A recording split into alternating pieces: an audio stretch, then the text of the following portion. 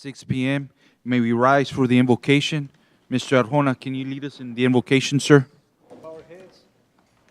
Dear Lord, we thank you for allowing us to be here today. And as we gather here, we pray for those less fortunate. We also pray and ask that this meeting is successful and blessed. Guide us, give us wisdom concerning the issues that we face. Lord, we give you the glory for what we accomplish. As always, in your name, we pray. Amen. Face the flag for the Pledge of Allegiance.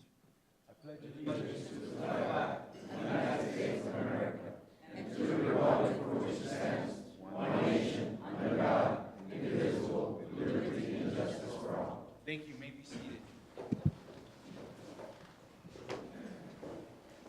At this time, under public comment, we have Mr.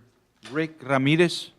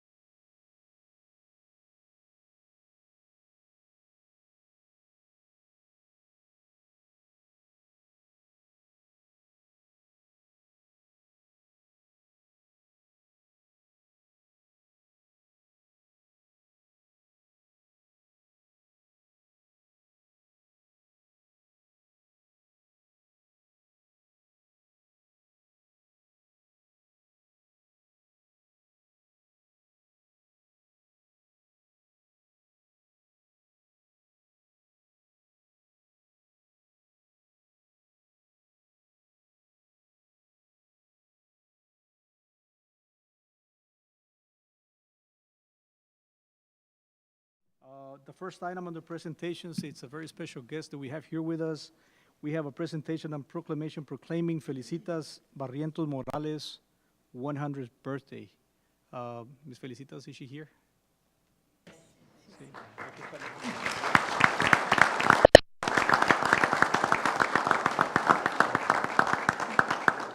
So I have Ms. Diana Cavazo is going to be reading that proclamation on Ms. Felicitas Barrientos.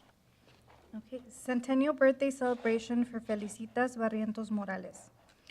Whereas the Barrientos and Morales family, along with the city of San Juan and the great state of Texas, hereby honor and celebrate Felicitas Barrientos Morales Day on her centennial birthday. And whereas Felicitas Barrientos Morales, upon celebrating her 100th birthday, is recognized as a daughter, sister, aunt, mother, grandmother, great-grandmother, friend, and loved by all as Lecha. And whereas Felicitas Barrientos Morales was born in Mexico on July 10, 1918, and raised in Mercedes, Texas. And whereas in 1936, at the age of 18, Felicitas Barrientos Morales married the love of her life, Emilio Morales Sr. And whereas Lecha moved to San Juan, Texas with her family in 1967, where she has resided ever since at 113 West Santa Fe Street. And whereas after she became a wife, Felicitas Barrientos Morales became a mother of 7 children, whom later in life had 24 grandchildren. And whereas Lecha later became a great-grandmother of 46 great-grandchildren, 79 great-grandchildren, and 1 great-great-great-grandchild.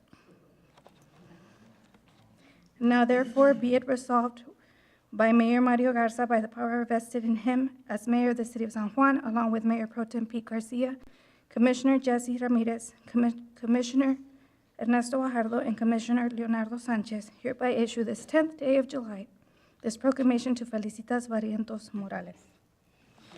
Yeah,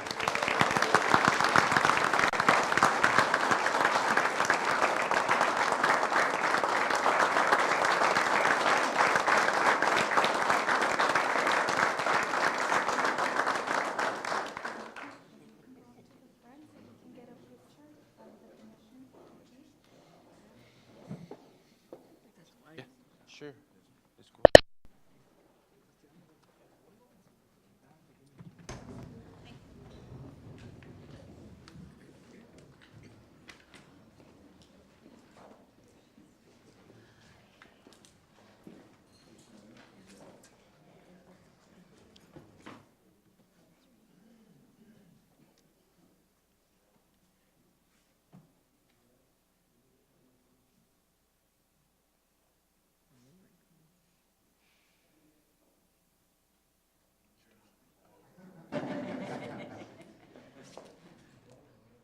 Okay, but can I have everybody look at this camera right here? On three. 1, 2, 3.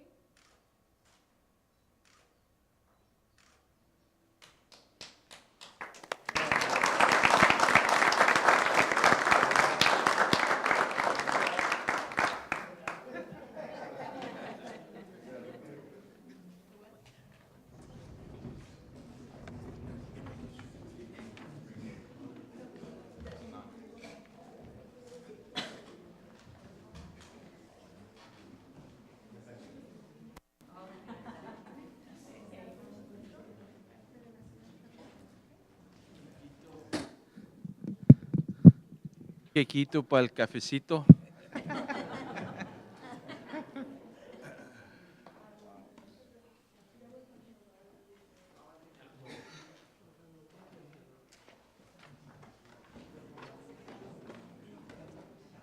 If I may, Sure, sir, go ahead. just like to thank you all for the recognition you've given my mom. Great. It's been a pleasure coming here, bringing her over. And as you can see, I think she's in better condition than I am. So again, I thank you, and at this time, I would like to leave so she can go home and rest. She's been up and around since Okay, 6:30 in the wow. morning. No, So- I appreciate you all bringing her. This is a very special day for all of us and for the community of San Juan. 100 years, that's a century.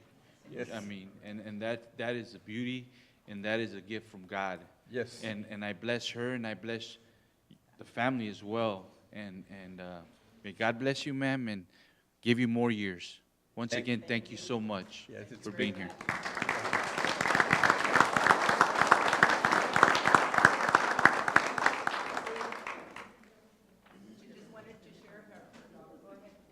I just want to share that every time there's some voting or somebody's running for something, she's the first one to come and vote. Great, all right. If she comes, there's no for everyone else, right? Yeah, that's good. She's always waiting for the her up. Great, good. Thank you so much. God bless you guys. Thank you. Thank you. Gracias. Yes, ma'am.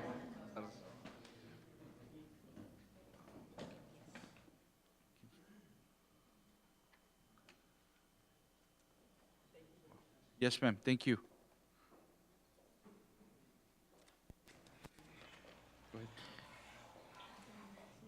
The next item on the presentation, we have Mr. Eddie Olivares from Hidalgo County Health Department presenting on the prevention and awareness of mosquito-borne diseases.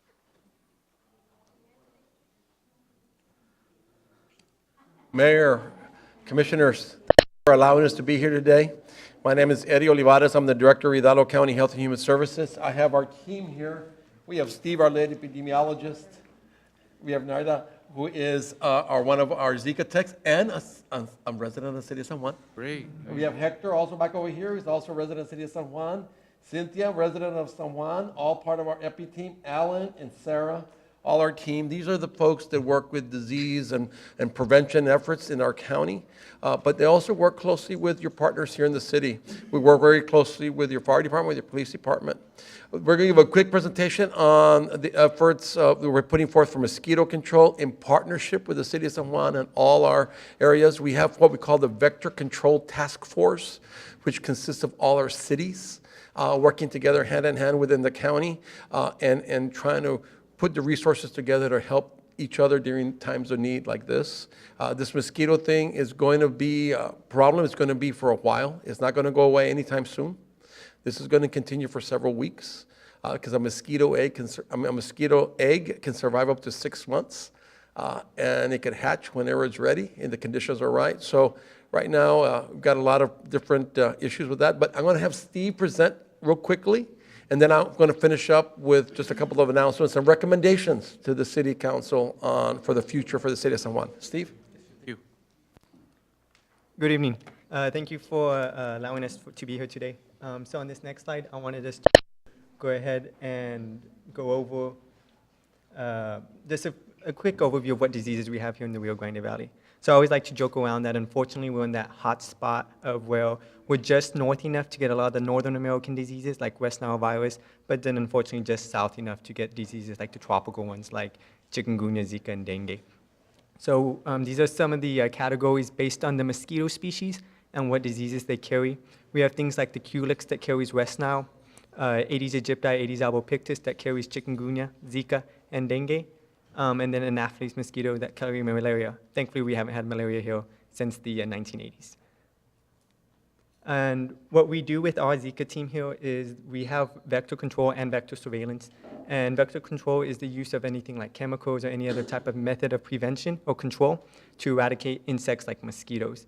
And a big component they work on is the surveillance side. And the vector surveillance is where we do mosquito trapping, mosquito collections. It could be both within the larvae in the water or the actual adult mosquitoes. They'll set up traps and things like that to be able to speciate and see what kind of activity we have going on. If we're seeing, there's about 25 mosquito species in the county, but only about 3 to 4 of them carry disease. So, you know, are we, right now with the floodwaters, are we worried more about just nuisance mosquitoes, or is it more vector-borne diseases that can be carried by these mosquitoes? So those are some of the efforts we do, along with other cities, including San Juan. We also have within our vector surveillance program, we work with 2 big partners. It's Texas Department of State Health Services, which is the state health department, and also UTRGV, who's a new partner with us, where they'll actually take our collections and test for any viruses, such as with Zika. And by having a lab locally, we were able to get a lot quicker response of what may be in these mosquitoes. Thankfully, year to date, this whole year for 2018, we've not had a single pool of mosquitoes test positive for any type of mosquito-borne disease. In addition, what we wanted to bring forth with this presentation is also some of the resources we have available for the city of San Juan. So we're definitely partnering with City of San Juan and other partners throughout, and municipalities throughout the county.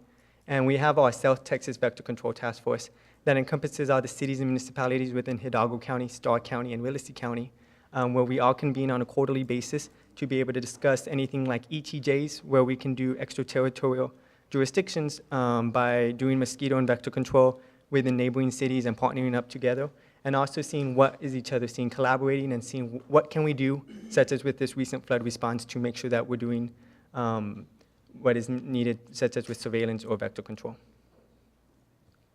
And this is just a quick graph of what we've seen this year. So Aedes aegypti and albopictus have been a very prominent mosquito that we've seen down here, and that's been known historically. What we've seen also most recently is Culex kin, and that's another one that carries West Nile. But what we've seen most recently this past week with the floodwaters is at the very bottom where you see the PS.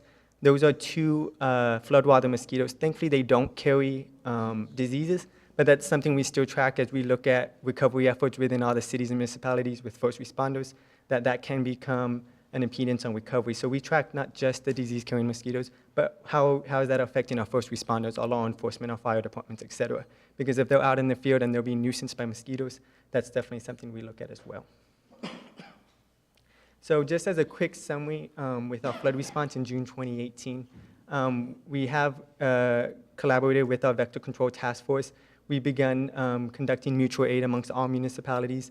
In our case, definitely a service we do offer to the city as well is that we do have pumps that we can place on a truck. So if you guys do have a truck, we can place a pump, check it out for this type of response mode, as long as you have a licensed applicator. So if you guys have someone who can be a vector licensed applicator, we can help supply with that. Setting up where you guys can start working with more of an annual fiscal budget to be able to have larviciding or dotaciding, and then even in response meds, that's where we can come in and support with that. The other thing we also support with our Zika team is vector surveillance. So if you ever need traps or anything else like that, we offer those where we can check them out to you, see, have a person go trapping, see what's going on in your city. And even with permission, we've come into your city as well to do trapping as well, to make sure that we're covering all areas. In addition to the flood response, we've also done to vector control and surveillance. We've also done a lot of education, going to door, educating on Zika, mosquito-borne prevention, anything like repellent, wearing long sleeves, wearing long pants, things like that, and even with our pregnant population. So since Zika can primarily affect the unborn child of a pregnant mother, we definitely have been focusing on that population as well, making sure they have the necessary tools and necessities to protect themselves. And then finally, as mentioned, our vector control task force. I think the main thing that I want, that would be nice for you to take out of this, one, the best way to get rid of mosquitoes is what we call, it's what you want to look at source reduction. Source reduction is the best way. Don't let them lay the eggs. Remove any trash. Maintain your yards. Very important to maintain your yards. Remove water from bird baths. Those places where mosquitoes can lay their eggs. Very, very important. Source reduction. I'm not sure if your city has an abatement program, but other cities have it and has been very successful. That's just something to consider for the future, to think about that. We currently have issued out, lent UVL ultra-low volume sprayer to the city. They're using it. We provided the different adulticide or the poison to kill the adult mosquitoes. That's being done. But consider for your budget for next year, bringing that on. And you could do that with as little as $10,000 expense to bring on a pump, get a person licensed, and get things operational. Not very difficult to do. Consider that. Really educate your public on maintaining their lawns. Really do that. We really need to do a little in your water bill, in your door hangers or whatever. Hand that out. Remind them to maintain their yards. The other thing is wear long sleeves. I hear you got a beautiful state-of-the-art bike trail that's been established. It'd be great to have signs there to say, look, wear long sleeves, lightweight clothes, use DEET, use sprays. Very important. The other thing is we're here to support you and guide you and help you, but we all got to work together. And right now we're working with the state. Tomorrow there's a big meeting to bring more resources down to try to help our community as much as we can. I'm open to, I don't know if you could do questions during this session or not, but if you can, I'm open to questions or comments. And if not, we thank you for allowing us to be here. I got a couple questions. Sir. In reference to your task force, is this the first time or? No. Have you been? We've had our task force in existence for like 8 years, and San Juan has always been part of it. There was a gentleman, I think he retired or no longer works with the city, that used to go to the meetings. And we've had some of your officers, some of your city folks come to our meetings, and they take part. I know that you had a licensed applicator currently that's helping, but the machine needed to repair. This storm caught us off guard. None of us, this was just a regular rainstorm that was scheduled, and all of a sudden it dropped so much water on us, and that's what happened. But the reality is, yeah, we do meet maybe about 4 or 5 times a year, and all the cities are welcome to participate. Now, as far as the pumps you mentioned, those pumps, do we purchase them, or can we lease them, or how does this work? It depends how your procurement system works in your city. You could do it through buy board, or you could go to purchasing and bids, or you can lease them. But it depends on your procurement process here in the city. A medium grade pump will cost between $8,000 and $9,000. Okay, a medium grade. You got, of course, the higher. I don't have the high-end grade ones. I mean, I can't afford those, but there's other cities that can. But you're looking at about between $8,000 and $9,000. You can put that on the back of a pickup truck or put it on a small flatbed trailer, pull it around. Then you're looking at the adulticide. You're looking at probably, if you buy like anything, you can buy 200 gallons worth for about $3,000. And then that'll last you a long time. If it's a slow year, it'll last you 2 or 3 years. But if it's busy like this, it might only last you a year. So it just depends. Now, as Yeah. far as these persons that are out there right now listening in through the web, can we get this information off your all's website? Yes, I would actually, I would recommend you to go to the Zika, what is it? TexasZika.org, TexasZika.org, TexasZika.org. And on there, the city's welcome, your library folks, your IT people, they could download English and Spanish information, pictures, photos, information in English and Spanish free. There's no proprietary, there's no licensing. It's set up to be downloaded. It's set up for the cities in English and Spanish to be used. I encourage you to do that. I know that the city of FAR and some others have downloaded a lot of information, and they've actually made some of their bills now, like their water bill actually has, fight Zika, do this and that, and then the water bill's there. So they've done that. So other people are doing that. Talk to your community partners, to your Chamber of Commerce, all those. Look at trying to get some help with that. But this mosquito thing is not going to go away anytime soon. We all need to do our part because we as a county and you as a city, you cannot go into private property. And a lot of misinformation that's out there is our neighbors to the south or our residents that are immigrants are used to that in Mexico, the federal government would go into the homes and spray in the homes, spray in private property, do all those things. We cannot do that here in the United States or in Texas. I can't do that. I cannot do that at all. So that becomes a little bit of a problem. So it's important. Thank you so much. Yes, sir. Anyone else has? Yeah, but you can help us by certifying some of the employees sometimes? So- We have those trainings to, we might have one person. How many do we have, Carmen? One. Can You have we one. Can we get more people certified? Actually, the laws have changed just recently. The answer is yes, you can get more people certified. You could go online and take the test online. There's a study guide that's free online through the Texas Department of Agriculture. The Texas Department of Agriculture now runs that. 2 years ago, it was the Department of Health. Now it's the Texas Department of Agriculture. You could download your study guide. It's about 30 pages, study guide. Read the study guide, and then take the test online. I think there's a $70 fee for the test. But once you get that, you become a licensed applicator to put the poison in that area.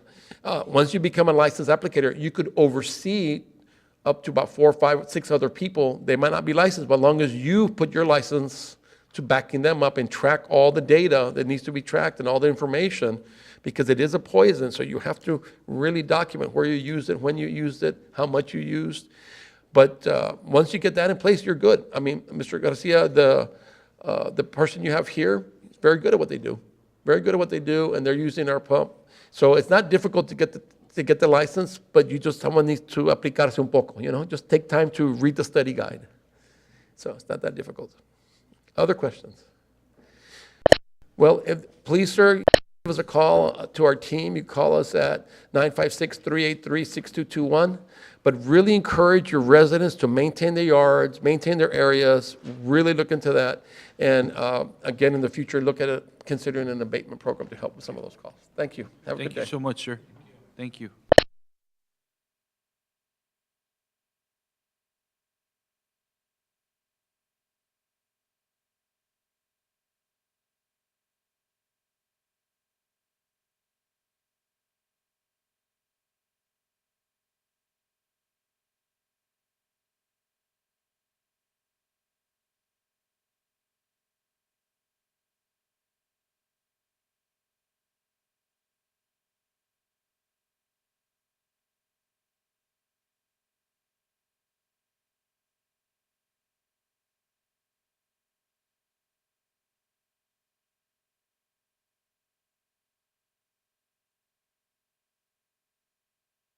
Got our 8-year-olds that left today. Okay. They're in Louisiana for the 8U South Zone World Series.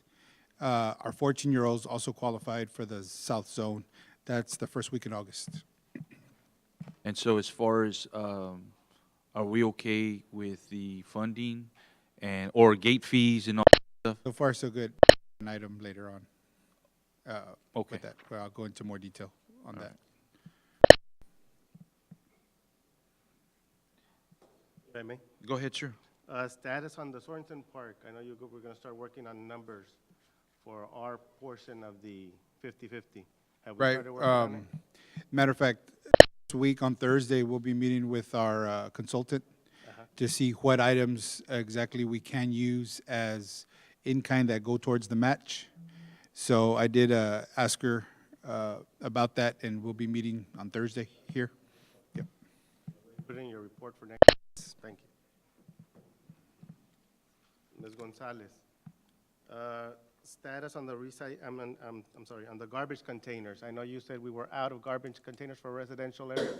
I just found out that I have 20 containers that I should have available tomorrow that the recycle center has had with, I guess they used them in the past Okay. as recycle containers, so we're gonna go ahead and take those and use them. For the I've residential. already ordered, well, I'm pending 81 of them. 81, 81? 81 also. Okay.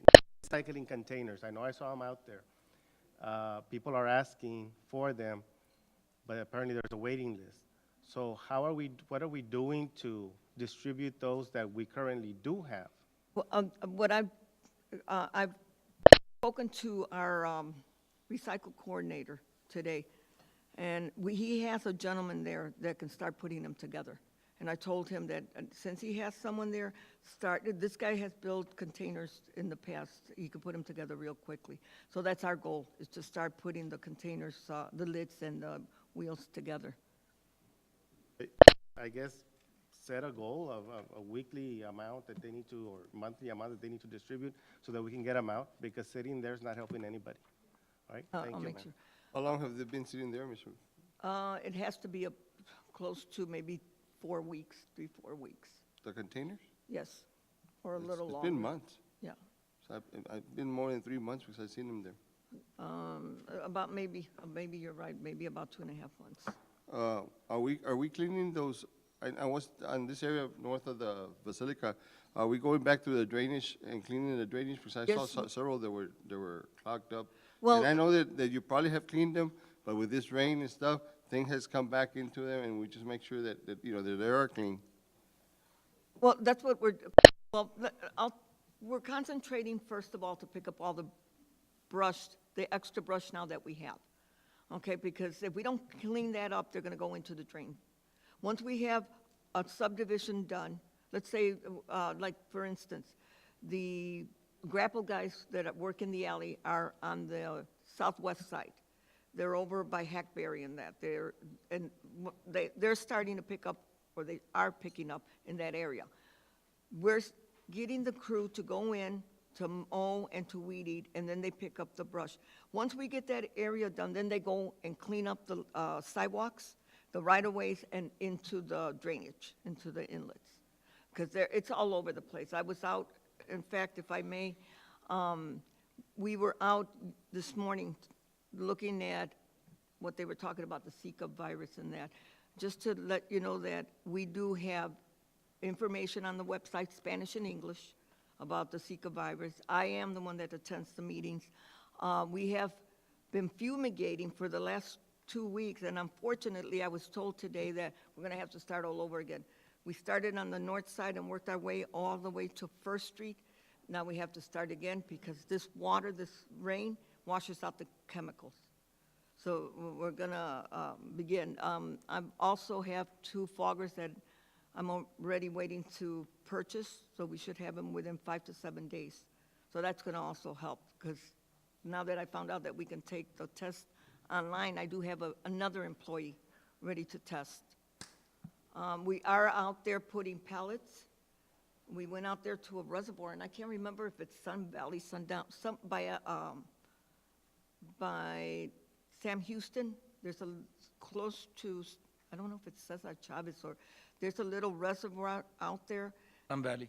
Is it Sun Valley? We went out there today and we threw pellets in there because it's still full of water. It's got about 1.5 foot of water in there. So we're trying to concentrate on that. And then on July 28th, we're going to have a tire recycle.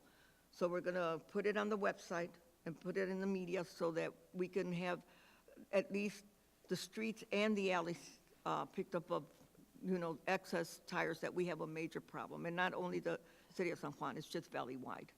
The tire recycle is doing by the COP, right? Yes, by the LRGVDC. And they're also helping Yes. with funding on doing it. So we gotta take advantage of that. Yes. Make sure that we They're going to take the cost of the invoicing. We won't have to pay, unless we have excess, and usually we do, we have excess, because I try to work all the employees on that day. And what we normally do is get maybe I think the last time we had like 4 containers full of the 30 cubic yarders of tires. So we take advantage of the tire recycle. And we still try to pick up the tires, even if it is in a recycle program. We try to, but it's a never-ending story with the tires and the brush. All right, but do you have anybody designated just to go check on those drains? Because today I was cruising through Carroll and half of it is full of dirt and it's, an opening's about this big. If it keeps to rain again. Commissioner, believe it or not, we went out yesterday to, let me think, it was,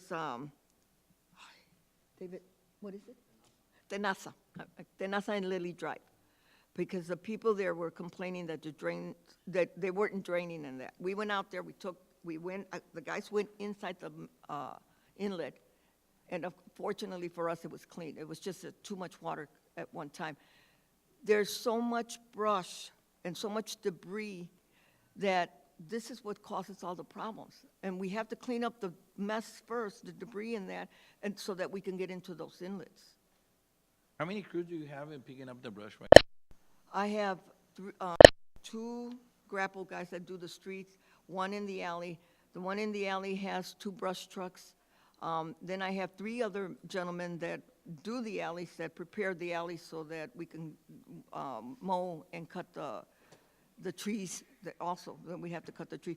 We have a total of 39 employees in my department. Unfortunately, out of the 39, only 13 are laborers. The rest of them are sanitation truck drivers, they're heavy equipment operators. They also do the labor work. They help us, but I can't get the sanitation truck drivers out of their route.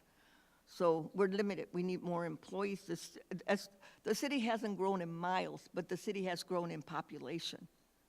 And we're still very limited on Before employees. those trucks that are picking up the brush in front of their yards, you always had one driver park, get down, go and pick up. Well, not anymore, Commissioner, because I know that the city of Alamo, not city of Alamo, I know that the city of McAllen, the city of Edinburgh, and I took when I saw what they were doing, I took the lead to here. You need 2 people. You need 2 people in the grapple. One drives, the other one is just picking up. Because like you said, there's one person in there, they drive up, they have to stop, they get out, they go on the catwalk, they pick up, they get off, they go back in, they drive a little bit more. So if you have one driving and one picking up, you move faster. Yeah. Now, If you were to split them, go ahead, sir. Go ahead. if you were to split them up, Ms. Gonzalez, you still wouldn't have the equipment for the other individual to do something different? In order to do the grapples, like you see in the streets, not the alleys, but the grapples drivers have to have a CDL. They have to, their air brakes, and then they have to have a CDL. The one in the alley doesn't, because they're And when not. you partner them up, they don't both have a CDL, do they? Oh, yes, they do. You both? No, No. I take it, no. You have They one have to, CDL driver, and then you have a. well, a the labor. 2 that I have right now, one of the 2 that go together, they have to know what they're doing. And the grapple is not an easy thing, because I don't know if you saw, they got like 1,000 levers there. So we have a CDL driver and another CDL up with the permit. Okay, not actual CDL, Okay. but with a permit, learning. So the one that has the permit is the one that's been picking up. Okay. But if something should happen to the driver, as long as you have a CDL licensed person, the guy with the permit could also drive. Yeah. Okay. What I've seen, Ms. Carmen, also is I've noticed that some of these residents put their brush right near the gutter. And I know you've seen that before. Yes. And I know that causes some serious issue when it comes to flooding, right? Correct. My question is, how do we educate those individuals? What approach are we taking When to we let see them that- know that? When we see that, Mayor, I have Eric Munoz, my recycling coordinator and a supervisor, address it. Because there are some residents that not only put it on top of the drainage, they put it on top of the water meter. Address it with who, ma'am? With the residents themselves. Now, let me ask you this. Is there a record that he's addressed these residents? Yes, sir. There He is? keeps records, yes, he does. Okay, okay. That also includes, sometimes they get smart and they put it almost in the middle of the street, so we're forced to pick up the brush. But we also find that they put it on top of the water meters, they don't know, and you know, those grapples are Yes, huge. yes. And here, we tear up a water meter. Correct. So we do educate the public. Okay. We are out there. Can you also use code enforcement to help Mr. Munoz to speak? If Mr. Munoz gets bottled down, then go to Mr. Cervantes. Yeah, if the code enforcers can help you also do the same thing, go to the residents and let them know not to put the brush in, next to the drains or something like that. What we're doing, and I'm taking it upon myself because I learned that even us as city workers, any city employee, if they see somebody throwing anything down those inlets, they can stop and say, hey, you know what, you're violating, and then you could get fined. So I have stopped some of the businesses, unfortunately, Okay. because they're, Let me follow up on the question.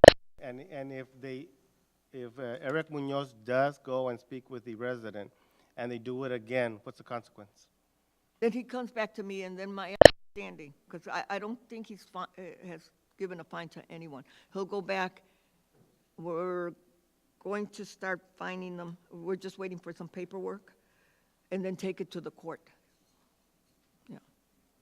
Something new that's going to begin happening soon? I'm hoping, well, we're starting to be, we're proactive on this. We do, we don't sit and do nothing. We do try to educate the public. Right, that's my concern, because if they go and speak to the resident and tell them not to do it again, and they do it again and again and again, and there's no consequence. I think that the other thing too, Commissioner, is to, because if you have a repeater, which we have repeaters, the first time we give them the courtesy of going out and picking up their brush, just like their garbage. You know, sometimes they're repeaters that don't take out their garbage, and we're always having to go back and stuff like that. So what I have done is that I'll give you the courtesy, and I'll tell them, you know what, let me go ahead and give you the courtesy. We'll go ahead and pick up this time, but I won't do it a second time, because if we keep doing it, we're just, you know, encouraging the same behavior all the time. So what are the consequences? Because I've been harping on that for a long time, and I see that you guys go through neighborhoods and you clean up, you know, pick up the brush. Within 2 days, the mess is there. And I've been talking about this. I know I've been informing you for so long that I really think that we need to hit them. We need to you know, fine them. I need to fine- get paperwork. And maybe that would put a stop to them. Right. You know? I'm just pending paperwork. Mr. Cervantes is graciously going to forward the paperwork that I need so that I could get Eric to start, because he's still confined. He's still a code enforcement officer. He still has the license. So you're telling me he's code enforcer / streets and alleys, or streets? Well, he doesn't What's do- his title? I mean, His title is Streets and Alley Supervisor. He Okay. doesn't do any going out there and finding anyone. When I ask him to do it, to go out and speak to the residents, because we don't have anyone else, he does do it for me. I have asked on the budget for a code enforcement officer, somebody dedicated to just doing this. okay, well, that's good, because we're going into the budget season, Yes. and that's something that we're really gonna have to look at, and and really try to budget for Yes. that, because, yeah, it needs to stop. Mr. Carmen, I Okay. think what we have to do is implement a system of how we're going to address these issues. And I guess what Mr. Ramirez was addressing right now, and I don't think you answered it, but there's a way to have a backup to where you already advise the resident, whether you give them a form, you advise them and give them a form and back and forth, and let them sign and you come back. Like that, there's a consequence, because words in the air, we're never there. So if you go back, in our eyes, it'd be like you made them for the first time. But if you have a backup to where you already advise them and now you're signing them, well, you don't give them room to actually say, you know, she never told me. So I guess that's what, I think that's what you're asking, Mr. Ramirez, right? And I understand that, Commissioner, and I understand what you're saying. The only thing is that I really don't have a enforcement officer. That's what I need. I need someone dedicated to this, somebody that will go out there. Like I said, Eric does help, and when I send him out there, he does. But he hasn't cited anyone. We don't have the ability right now to do that. Now, if I get somebody dedicated, I won't have a problem with it. Now, you think that one person will be able to handle the whole city? Oh, yeah. If he's dedicated to that, yes, Mayor, I Okay. think so. No. Well, yeah, we'll bring that up during the budget workshop. Any other questions? No? All right. Thank you so much, ma'am. Mr. Arjona? Yes, the next item as we move along is public hearings and ordinances. Oh, We no, have- I'm sorry. Mr. Willingham? Yes, I'm sorry, Mr. Willingham, you have a presentation? Yes.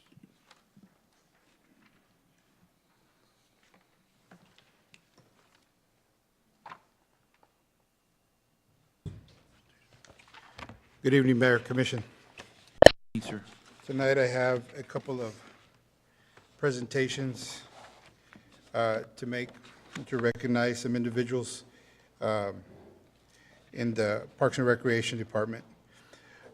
First one we're going to do is in form of a proclamation. Call Coach Escobedo up, please. This proclamation is honoring Rene Escobedo's 29 years of coaching here with the City of San Juan. Whereas the Escobedo family, along with the City of San Juan and the great state of Texas, hereby honor and celebrate Rene Escobedo for coaching for 29 years. And whereas Rene Escobedo was born in San Juan, Texas on April 28, 1951, to Mr. Jose Escobedo and Josefina Escobedo.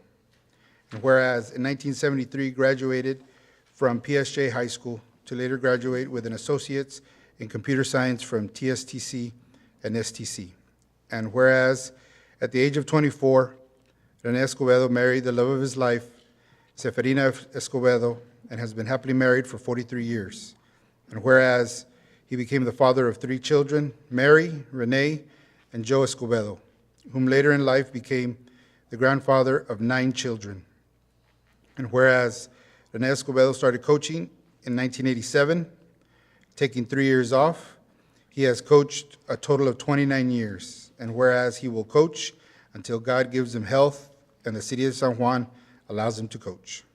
And whereas Rene Escobedo loves coaching T-ball because he teaches players the fundamentals of baseball and wants players to fall in love with the sport. In his eyes, all T-ball players are winners. Now, therefore, be it resolved that Mario Garza, by the power vested in him as mayor of the City of San Juan, along with Mayor Pro Tem Pete Garcia, Commissioner Jesus Jesse Ramirez, Commissioner Ernesto Neto Guajardo, and Commissioner Leonardo Lenny Sanchez, hereby issue this 10th day of July, 2018, this proclamation to Rene Escobedo. And also, we also have a plaque here. The City of San Juan Parks and Recreation Department Outstanding Service Award presented to Rene Escobedo for your dedication, your dedicated service and sacrifice to the children of the City of San Juan Youth Baseball Program. Commission, Mayor, ladies and gentlemen, I'd like to recognize Coach Escobedo for all his time, dedication, and sacrifice to our children in the community.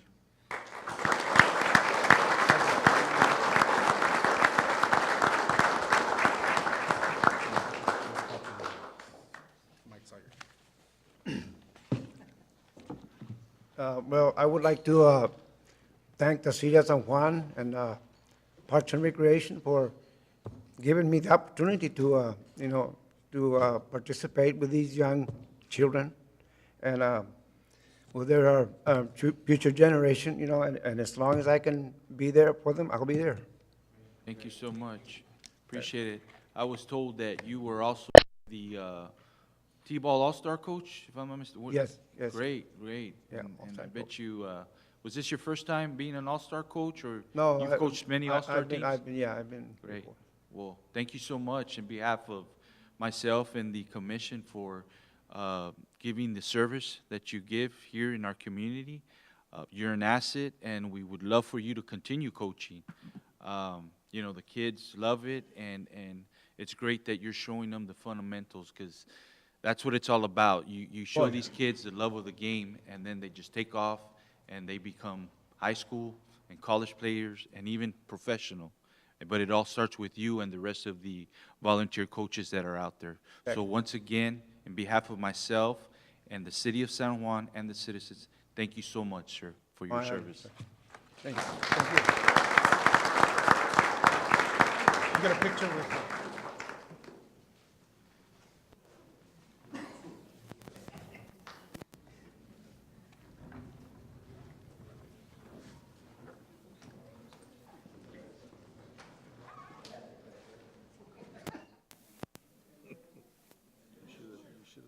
No.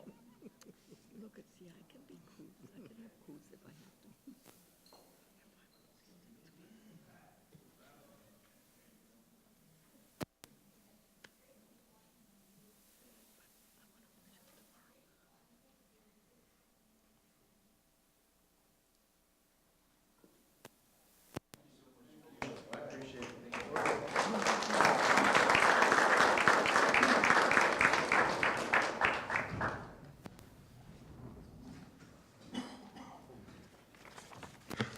Okay, and before we move on, I have one more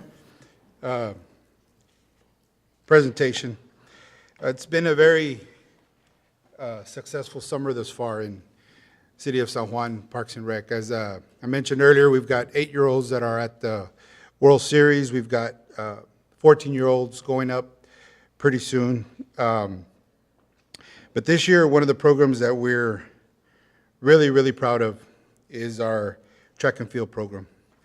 Last year, we had 24 participants in the city of San Juan.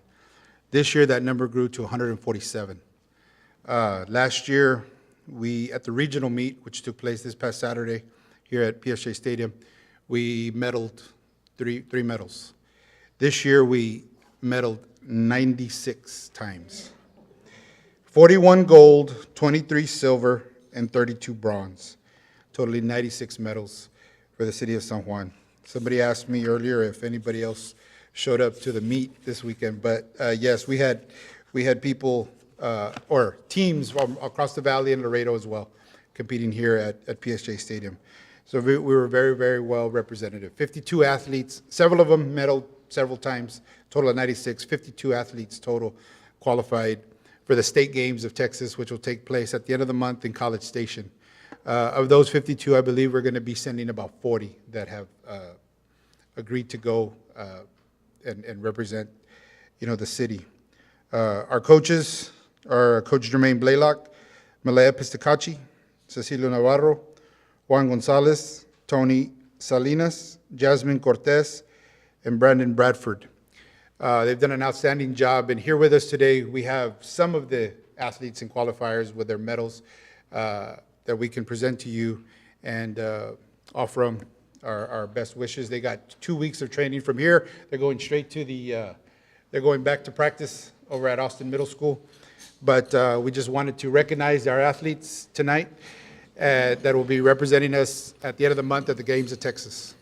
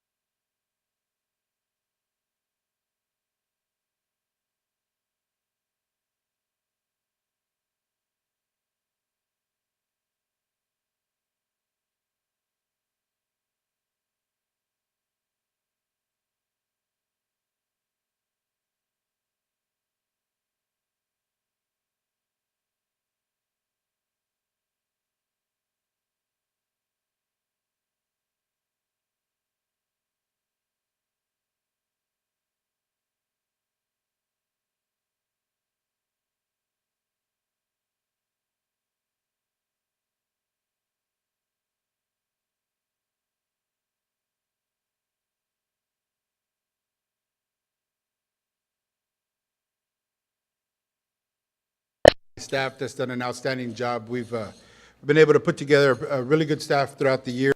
My assistant director, Mr. Ruben Guajardo, our recreation supervisor, Ramiro Moreno, our administrative clerk, Mitzi Zambrano, our rec assistant, Rosalba Rodriguez, and our events coordinator, Ruben Rodriguez, along with all our part-time staff. They've just done an outstanding job, and the numbers are showing, but not just the numbers, but the athletes are doing a great job representing the city. Mr. Willingham, for the record, what are the numbers compared to last? We're doubled. Last year, we were 196, I believe, and we're a little over 400 this summer. Wow. So we've doubled our numbers in participation, and we anticipate even more growth with some of the leagues that are coming up.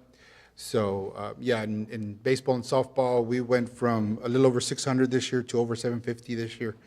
So the numbers are increasing. The citizens, the community is coming out, and I'd like to thank the community and, you know, all our parents and families for supporting our programs and bringing their kids and trusting us to have their kids in our different activities, and it's showing. They're starting to really blossom and show the talents of the community. So much. Thank you. Thank you. The next item on the public hearings and ordinances, conduct a public hearing and consider adoption of an ordinance in the first reading for a rezoning request from single-family resident district to heavy commercial district for a property legally described as 2.29 acre tract of land at the north 500 feet of the west 200 feet of lot 9, block 16, John Plaza subdivision located approximately a half a mile West of Stewart Road along the south side of Dicker Road is requested by Cano Enterprises LLC. Mr. Cervantes. Mayor, City, good evening. Cano Enterprises LLC is proposing to rezone 2.29 acres from single-family residence district to heavy commercial district in order to expand the parking lot for the Grande Produce Company. A portion of the proposed business expansion is inside the city limits of San Juan, and therefore the zoning must be changed to allow the proposed uses. The surrounding zonings consist of light industrial and single-family residential designations. The surrounding land uses are warehousing and agriculture. The zoning change and future development will result in additional property taxes for the city of San Juan. 4 property owners were notified of the zoning change, and we got no comments. Planning and Zoning Commission held a meeting last week and recommended approval unanimously. I'm going to go ahead and open this up for the public at 6:53 p.m. Is there anyone here for or against? For or against at this time? I'm in favor of this because it would additional property taxes, and always for property taxes increasing and more revenue coming to our city. Thank you. Thank you, sir. Anyone else for or against? For or against? Members of the commission have any questions for Mr. Cervantes? No? If not, I'm going to go ahead and close this at 6:53 p.m. Is there a motion to approve? So moved. Is there a second? All those in favor say aye. Aye. Motion carries. Thank you, sir.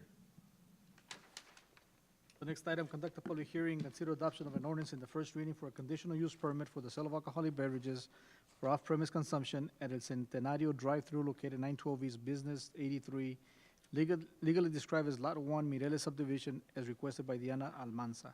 Mr. Cervantes. Yes, Ms. Almanza is applying for a conditional use permit for the sale of alcoholic beverages for off-premise consumption at El Centenario drive-through. She is taking over the business that was originally opened in the year 2000.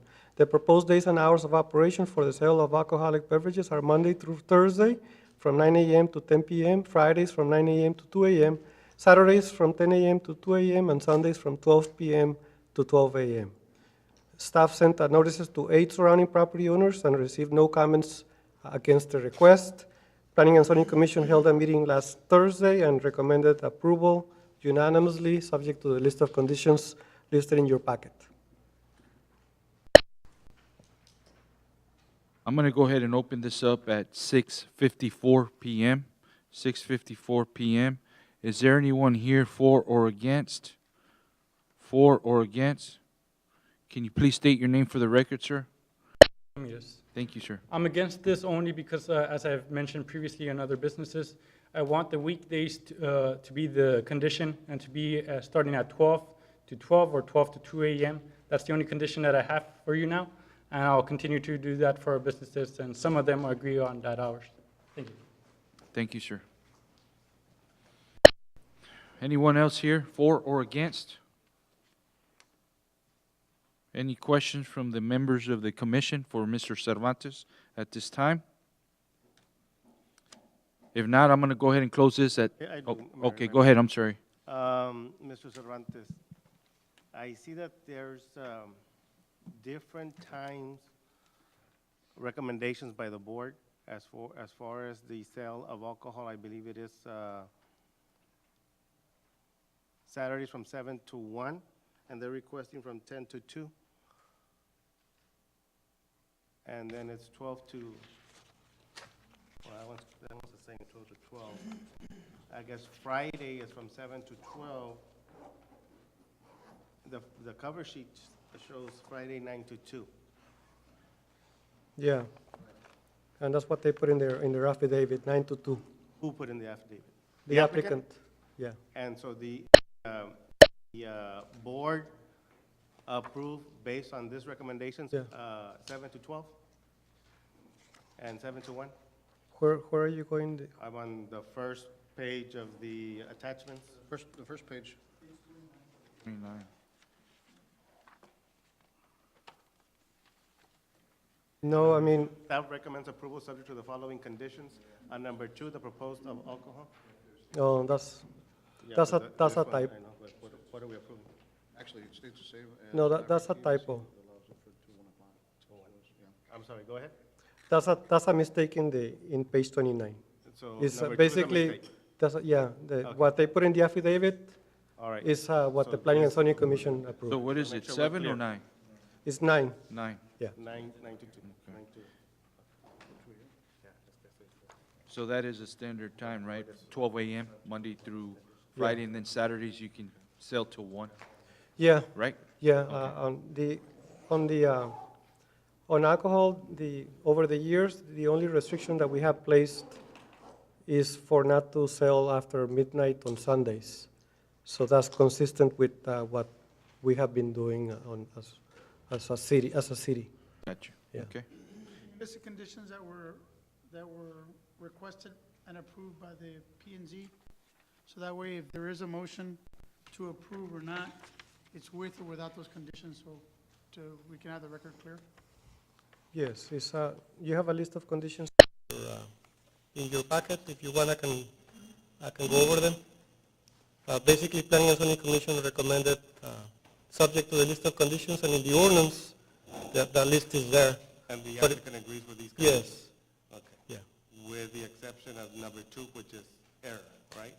Yeah, that's a typo. Okay. Yeah, so we need to, All right, just want to make sure we're good.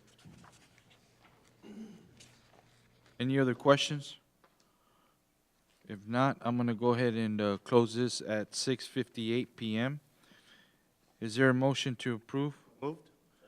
It's been second. All those in favor say aye. Aye. Motion carries. Thank you, sir. thank you. The next item on the contractual resolution, consider authorizing the police chief to enter into a Homeland Security Memorandum of Understanding between the City of San Juan Police Department and the City of Don Independent School District Police Department to establish the joint operational procedures for the Law Enforcement Emergency Regional Response Team. Chief? Good evening, Mr. President. This is a request from Donna ISD School District, basically wanting to be part of our law enforcement emergency response team. And basically, what it does is that we share assets, resources, Homeland Security, grant funding, equipment. We also help them establish their own asset forfeiture program. We assist them in training. We assist all the different agencies that are with us. This will be the 25th agency that's with the Law Enforcement Emergency Response Team. And basically, we all share assets and equipment and so forth throughout the different counties that we participate. We have agencies that are part of our team in Stark County, Brooks County, Hidalgo, Cameron, Willacy. So.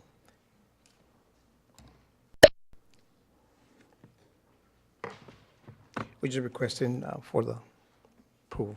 And your trainings, chief, they're held where? Back over here at the Hall Acres area? Or? No, they're held in different locations. Like right now, we're providing some training with them, with CBP. they're asking training, the active shooter training. So training depends on the different locations. So we're trying to, all the different trainings that they request depends on the. On what you're training? Exactly, exactly. Okay. Any questions for Chief Gonzalez this time? No? If not, is there a motion to approve? So move. Is there a second? All those in favor say aye. Aye. Motion carries. The next item is consider resolution authorizing City of San Juan to submit an application for funding to the Office of the Governor, Homeland Security Division for Hidalgo 2017 Operation Stone Garden Project. Chief? Yes, so this is for a resolution, so we can submit an application for 2017 on Stone Garden.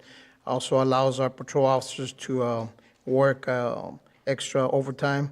The grant is for $80,000, and that's for overtime, and allows the officers to work special details in combating human smuggling, traffic, and drug activity. For example, like today, we responded to an apartment complex here, and we were able to arrest certain individuals for smuggling narcotics. So this allows us to continue. So every year, the government allows us, cities like us, to apply for it, and we're applying for an $80,000 grant this year. You said 8,000? 80,000. 80? 80,000. Oh, man. Okay. Question I have is, I know you mentioned about extra patrol and special details. Now, how do you go about that? Do you split the monies, or does it go to one area, or you concentrate on another? I mean, explain a little bit. Yes, I have a sergeant that actually manages all the grants, and basically what he does is that we got to work specific areas that are required by law, by the state and federal government for us to work. Specifically Stone Garden, we work specific crimes such as narcotics smuggling, human smuggling, anything that has a nexus to criminal activity. So the officers, after their shifts, they're allowed to work 4 hours, 8 hours, 16 hours, depending on the availability of that. So, but mostly this money goes to the patrol officers. Patrol officers out on the street, they want to work extra and get overtime for it. Yeah. Okay.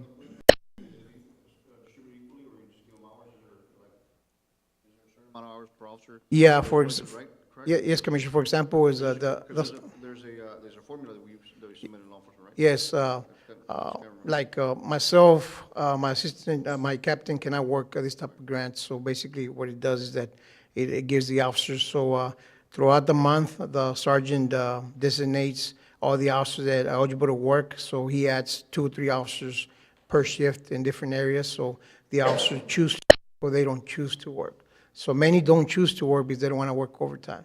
So those that don't work overtime, the other officers pick up the overtime for them. So, but throughout the year, fiscal year of the grant, we have specific dates and times that we can work it, and we got to finish the overtime by that amount. Like, for example, right now, we're in the 2016 grant, and we have about 4,000 or less to finish by August 31st. So the sergeant has his plan throughout the year, and he designates how we're going to spend it. So we're not able to just spend it in 1 month. We got to spend it throughout so it can be a long-term enforcement, not only specifically 1 month or 2 months. So it covers about 8 months of enforcement.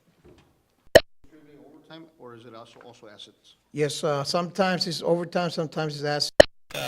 Stone Garden has provided us with equipment, with vehicles and so forth. So this grant is going to be for overtime. It's the majority is overtime, and 30% of it is going to be for the combination. This combination of both, and we choose to actually decide what we want. Like in this case, we're asking for, depending on the funding availability. Sometimes some smaller agencies do not spend the money, so they give us more money. So we're willing to spend the money for the officers. But right now, we're asking also, we're going to be submitting a special equipment. We're looking for a watchtower that we can place in parking lots. We can oversee crime. So that's basically what we're targeting right now. So hopefully, there's available monies there that we can be able to apply for a watchtower. So we can place in parking lots, HEB, supermarkets, neighborhoods, apartment complexes, schools, and stuff like that. So that's our plan. Can you say, is this a grant that you guys are working on, or the grant writer's working on? No, we work in conjunction with grant with our grant writers. And basically, we provide all the detail and data to them, and they submit it. And they monitored it? Yeah, they do, and we're on them all the time. Like, just last week, we got awarded a body cam grant, and we got awarded a vest grant, and that was something that they were helping us out, so we finally got those awards. But we got to submit reports. We get audited. Stone Garden, Border Star, Homeland Security, even though we share a lot of assets with different agencies, we get audited. We got to be on the money to make sure that we provide the right stats and data to everybody. But not only that, we get audited by the Texas Attorney General's office, and we get audited by U.S. government to make sure that everything we're doing is in line with what is expected of us to do. And it's safe to say that this is a revolving grant that you guys have been acquiring year after Yes. year, not something new that he went and found for you? Not this grant. Stone Garden is a grant that's been, since I came on board in '09, very active. We've gotten at least over close to $1.2 million in grants, grant funding, because of the grants that are available. So we tend to, small agency, we need all the resources we can. We need all the funding that we can. You just got other funding, those were grants that the person that's doing the agent helped you out with? Yes, How yeah. much money was in those other grants? One of them was for 15,000, and the other one was for 33,000. You got additional approval for 83,000? This is 80,000? Besides this one? Yeah, we got approval looking about something like 70,000, 75,000. And you got several other grants pending, Yes, we do. maybe like 3 or 4, because I saw a list that had about 3 or 4 pending. We sure do. I just submitted another grant that we're working on with them as well. You know, and the reason I'm asking is because the public can know that we are spending money on a grant consultant, but also that it's being paid back by what he's getting, you know, that we're getting some money into the police department and maybe hopefully in other departments. They are very active with us. We are probably the agency, the largest agency in the city that they're very active with us in the grant funding. And most important, they're monitoring as well, right? Yes, sir, and we monitoring them as well. so Yeah, yes, exactly, because, I mean, you got to just make sure there's deadlines that Yes, you got to meet. that's exactly right, exactly right. And, okay. And not only that, they consult with us as to what equipment we need. So Right. there's grants out there that don't pertain to us, Exactly. and we don't have the funding for it. We don't have the resources for it, the manpower to. Man, that's why a lot of small agencies in the valley, they don't finish their grant money because they don't have the resources. So, but we're very. So it's safe to say that you and the grant writer are working pretty smooth? That as is far as- correct. Yes, sir. That's Okay. correct. Any other questions? If not, is there a motion to approve? So move. Second? All those in favor say aye. Aye. Thank you, Chief. Thank you, Mayor. Thank you. Next item on the discussion of possible election, it's discussion of possible election to award the East San Juan Water Improvement Project to the most advantageous responsible bidder, Go Underground from Harlingen, Texas, in the amount of $395,034.11, and authorize city manager to execute all related documents and budget amendment is needed. Mr. Salinas. Good evening, Mayor Pro Tem, Commissioners. Back on June 13, we received 7 bids from different contractors on the East San Juan Water Improvements Project. And to bring you up to date on what that project is, that's extending the 12-inch water line, what would be the right-of-way from Retama Street all the way to Cesar Chavez, and then from Cesar Chavez going south under the expressway and connecting to the 12-inch system that's already on that side, basically looping that area of town. Along with that, it will also help spur the development in that area. In fact, right now, we currently have one development that's waiting for this project to be finished so they can proceed. We are recommending to award to the lowest bidder. I do have the engineer from Perez Consulting here to explain on how we went about tabulating and evaluating all the bids and coming to the recommendation that we have tonight. Good evening, everyone. Thanks for having us tonight. Commissioners, well, we lost the mayor here, but Mr. Arjona and Mr. Palacios, good evening. David covered it very nice. We received the bids this past June 13, and Usually what we do in a project, it does have some magnitude of complexity. So when we have a project like this, we usually take it and evaluate it carefully. So out of the 7 participants, we retained 3 packets, and we reviewed them thoroughly. And then we took the following step was to do a face-on-face interview with the contractors. And of course, after that, we made an evaluation, and we determined that effectively the lowest bid was qualified to do the job. So if you all have any questions at this point, I'll be happy to answer them.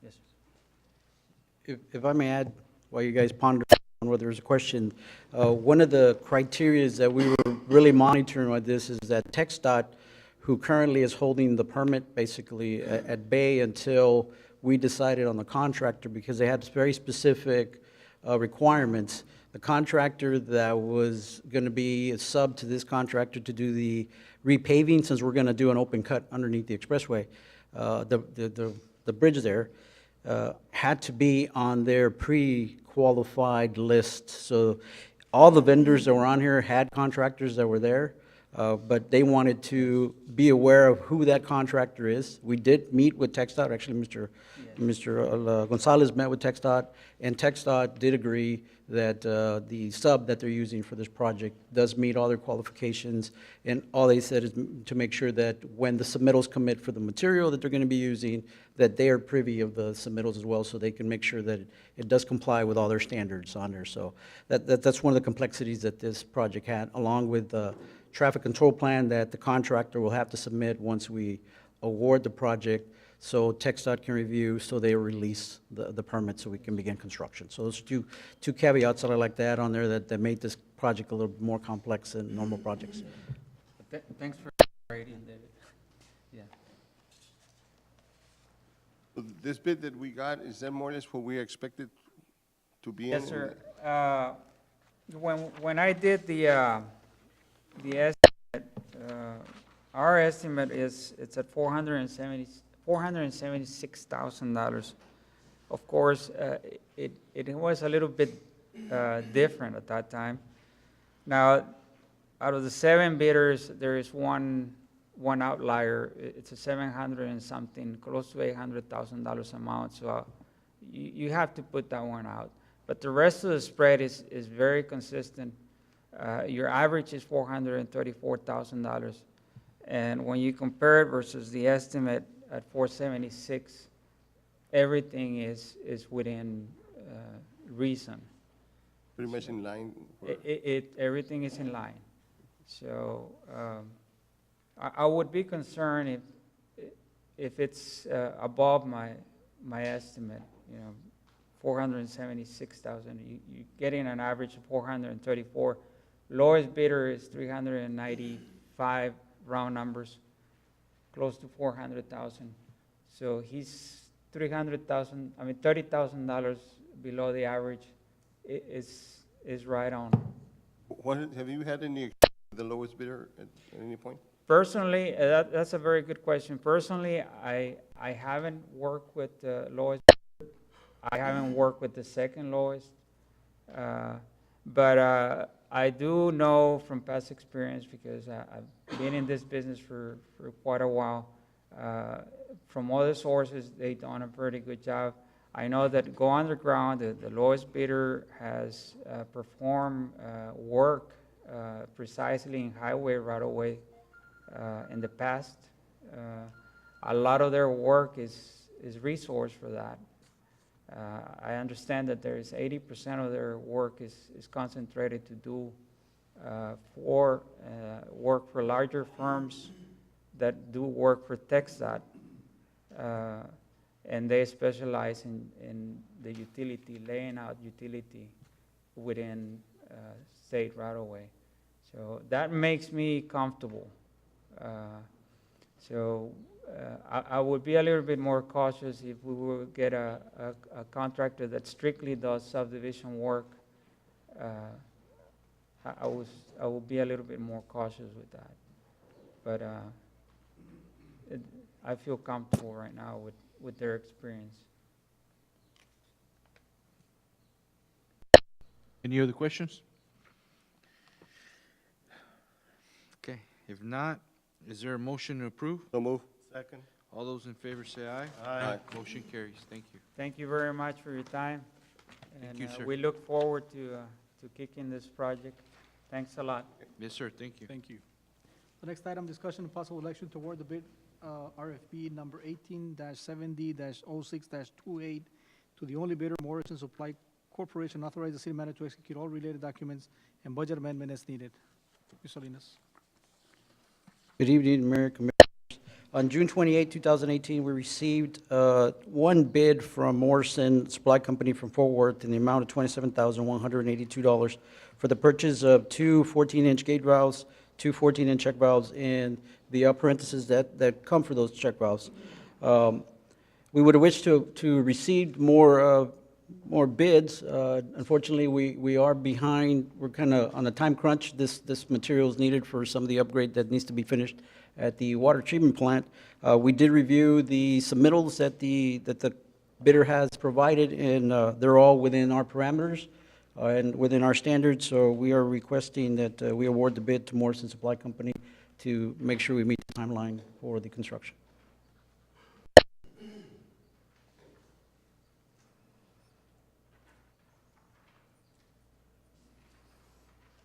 What is the projected date on that? On this construction, the pumps should be here next week. If approved, then I will request the purchase order through the purchasing department. And if I don't have the paperwork in front of me, but I think there was a 4-week lead time on these equipment to be received. Yes. Now, what's the date on the total project? On the total project for the plant, right now, we're still looking at the end of July for completion at that. Of course, we still haven't received the water, the rain days delays, so that's going to add to it. So if I were be a betting, we're looking end of August because of the delays, because of the rain. Because we did get a lot of rain, even though it dried up pretty quick. The mud, it was still pretty soggy, so they couldn't move around on there. I know they're moving forward, trying to get stuff done. But if I were a betting man, I would say it'd be the end of August for sure with the additional rain days. Okay, sir. Is there any questions for Mr. Salinas at this time? No? If not, is there a motion to approve? Move. All those in favor say aye. Aye. Motion carries. Thank you, sir.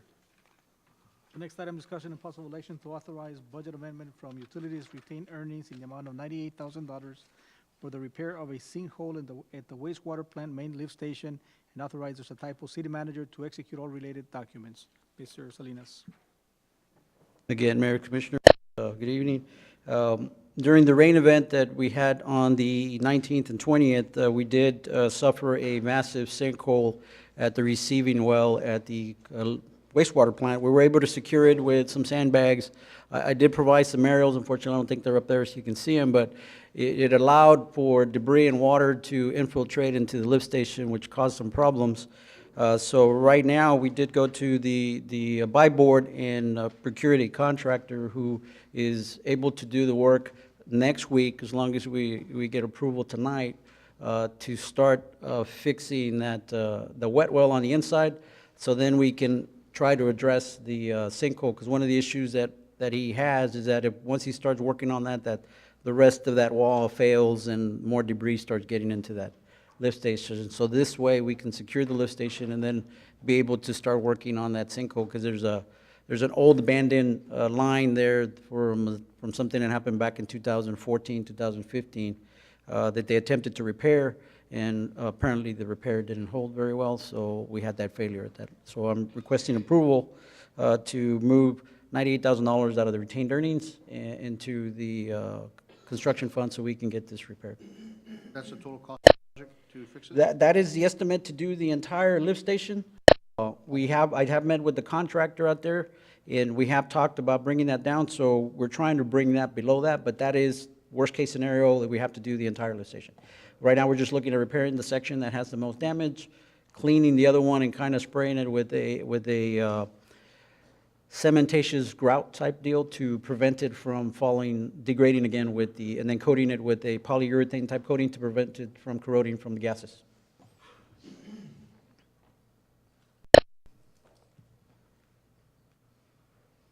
Any other questions? If not, I'm gonna go ahead and make this a motion and authorize the city manager, is that correct? To execute all related documents in reference to this item. So is there a motion to approve? Move. Is there a second? Second. All those in favor say aye. Aye. Motion carries. Thank you, sir. Thank you, appreciate it.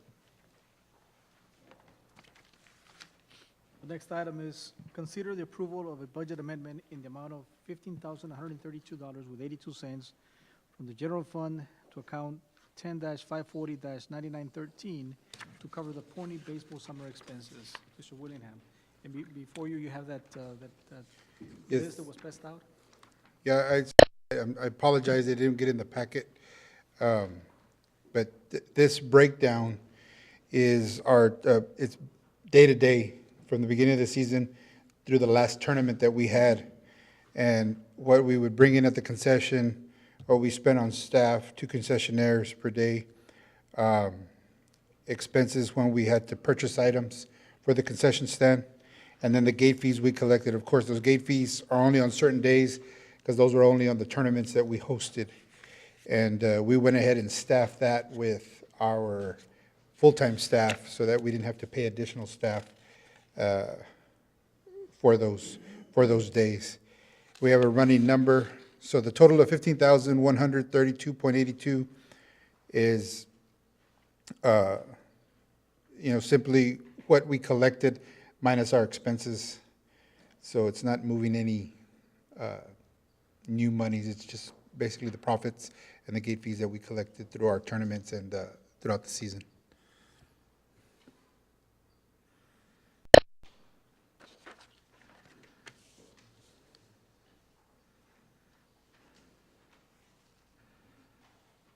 Pretty much that amount right there would cover. Yes.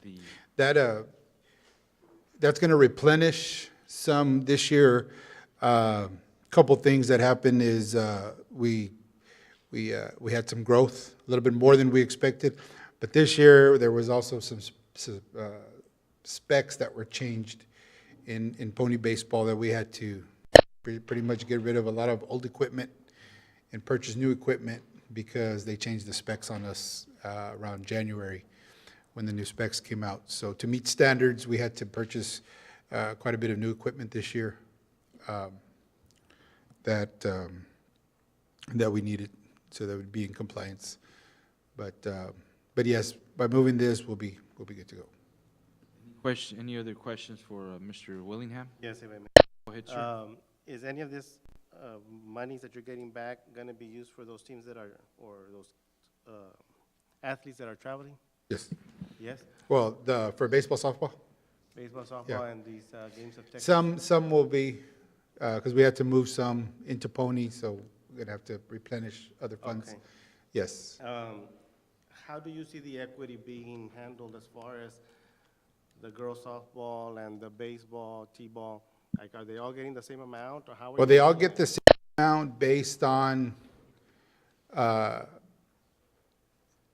okay, we have 2 girls teams that are going to the World Series, but in girls softball, everybody's invited. Everybody's invited. So we had to kind of be, in baseball, only the top 2 teams get to go. So what we do is across the board, if you finish 1 or 2, we help out.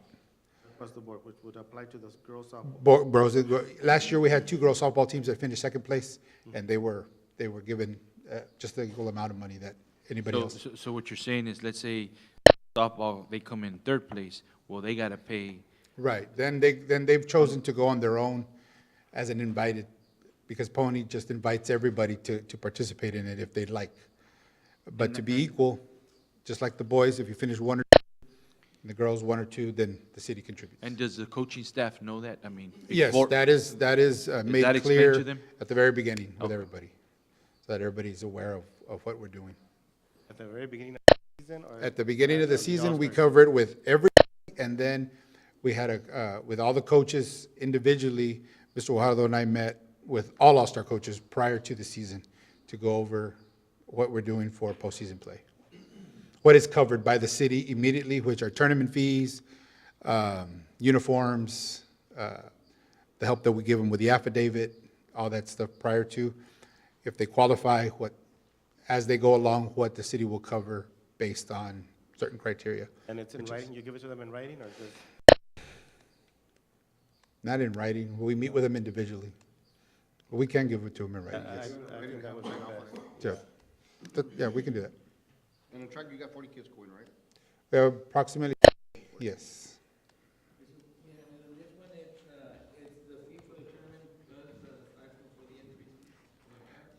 I'm sorry? Is it for, you pay the fee to go in, and then, is there a stipend fee where the parent goes in free? Only at the World Series. If you Only- qualify to the World that- Series, then we do. That's what I need to know. Thank you. Yes. At the regional tournament, because a larger number of teams qualify for the regional tournament, that'd be a very high expense. Again, the World Series fee is only paid for first and second place teams. Correct. Not for everybody that's Right, going. correct.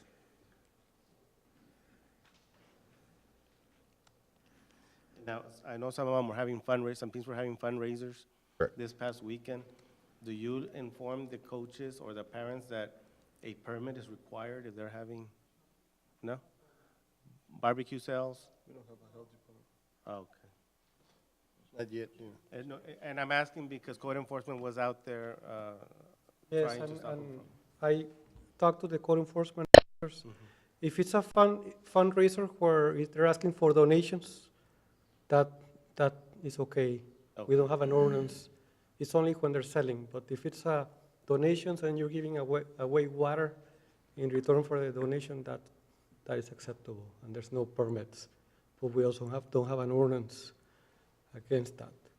It's when they want to sell plates out of O'Reilly's, we have an ordinance against that, and there's no permits. Okay. But if they sell plates from O'Reilly's, don't they get a health permit from the No, county? we have an ordinance that prohibits selling plates from businesses, because that ordinance was adopted back in 2013, because before that, we had plate selling every weekend in different businesses, and it was getting out of control. So the city commission back then adopted an ordinance, and that's on Valentine's Day, only the flower shops are allowed to sell outside, because it was out of control. So that's an ordinance that was adopted back in 2013. Thank you, sir. Excuse me, Mr. Cervantes. Also on that, I received a phone call from some parents that how do they get permissions to be in the middle of the street on the expressway to be doing that? We're not responsible for them, are If we? they're asking for donations, we don't have an ordinance Okay. that prohibits that. So occasionally you see church groups asking for donations, fire department sometimes also, they fill the booth. So if it's donations, we don't have an ordinance that prohibits. Mr. Willingham, on this one, do you advise the coaches that to be careful out there with those kids? Because you're in the middle of the street sometimes. We actually encourage them for standing on the side, but at the end of the day, we can't really go and, stop them. And then I caught wind or I was informed yesterday that I think there was a sale that happened this past Saturday that we weren't informed about. Today, right before the end of the day, we were asked by our 14U group that they wanted to fundraise additionally. They did qualify, they finished second place, they will get some assistance, but they were still needing some more. I was going to get with city manager tomorrow morning and with Mr. Cervantes to make sure what it is so that they can do it properly. That's the only one I was aware of. That other one I wasn't, but as far as standing on the side of the streets, we try to discourage it as much as we can because of the safety of the kids.